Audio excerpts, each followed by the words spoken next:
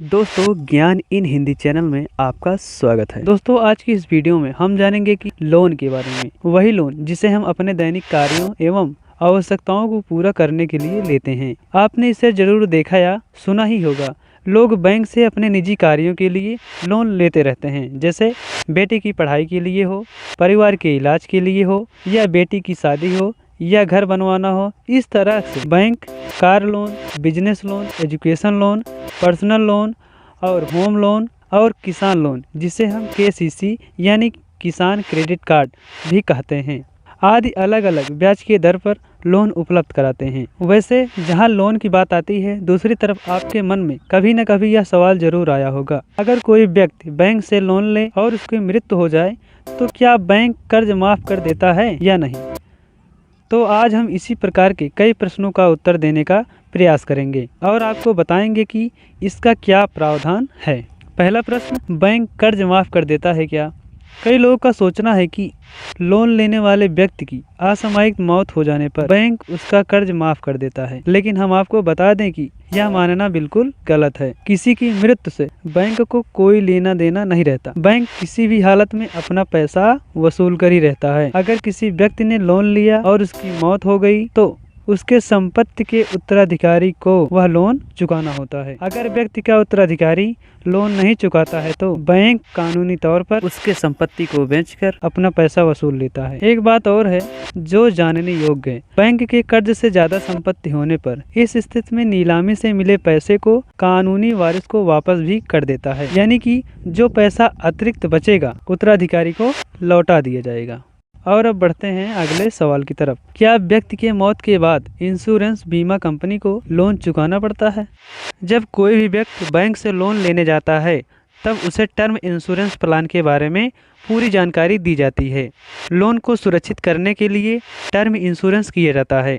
अगर कोई व्यक्ति अपना इंश्योरेंस कराए रहता है तब उसके मौत के बाद इंश्योरेंस कंपनी बैंक का लोन चुकाती है। वहीं दूसरी ओर अगर व्यक्ति ने अपना इंश्योरेंस नहीं कराया है तब बैंक कानूनी वारिस को दो ऑप्शन देता है। वह चाहे तो वन टाइम सेटलमेंट करा ले या फिर लोन अपने नाम पर ट्रांसफ़र करा सकता है, जिसे वह बाद में भी चुका सकता है। और अब अगला सवाल, गाड़ी या व्हीकल लोन लेने से क्या होता है। आइए इसके बारे में भी थोड़ा जानकारी ले लेते हैं।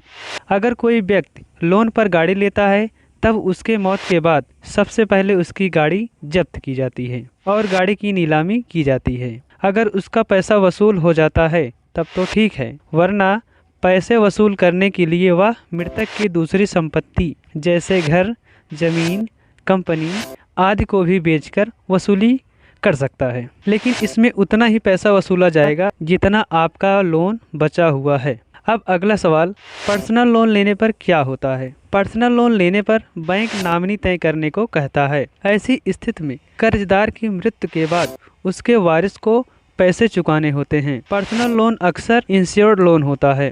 लोन लेने के साथ व्यक्ति EMI की रकम के साथ ही इंश्योरेंस प्रीमियम भी भरते हैं। ऐसी स्थिति में कर्जदार के मौत के बाद बचा हुआ लोन बीमा कंपनी से वसूली जाती है। और अब बढ़ते हैं अगले और अंतिम सवाल की तरफ। बिजनेस के लिए लोन लेने पर क्या होता है। पर्सनल लोन की तरह बिजनेस लोन भी होता है। कर्जदार से पहले ही इंश्योरेंस करवाया जाता है ताकि अगर उसका बिजनेस डूब भी जाए या व्यक्ति की मौत हो जाए तब वह अपना कर्ज बीमा कंपनी से वसूल सके। अगर आपने बिना इंश्योरेंस करवाए बैंक के ट्रांजैक्शन को देखकर बिजनेस लोन ले लिया तब ऐसी स्थिति में आपसे कर्ज के रकम के बराबर संपत्ति को गिरवी रखना होगा ताकि आपकी बिजनेस डूब जाए या आपकी मौत हो जाए तो कंपनी अपनी रकम वसूल सके। तो दोस्तों ये थे कुछ लोन संबंधित नियम जिसे आपने बहुत अच्छे से समझा होगा, और इसी तरह के अन्य महत्वपूर्ण जानकारी के लिए आप इस चैनल को सब्सक्राइब कर सकते हैं, जो बिल्कुल फ्री है। आप चैनल को जल्दी से सब्सक्राइब कीजिए, हम इंतजार कर रहे हैं। दोस्तों इस तरह के या इससे भी अच्छे वीडियो इस चैनल पर दी गई हैं, जो आपको वीडियो के अंत में और वीडियो के डिस्क्रिप्शन में मिल जाएगा, जो आपके लिए बिल्कुल फ्री है।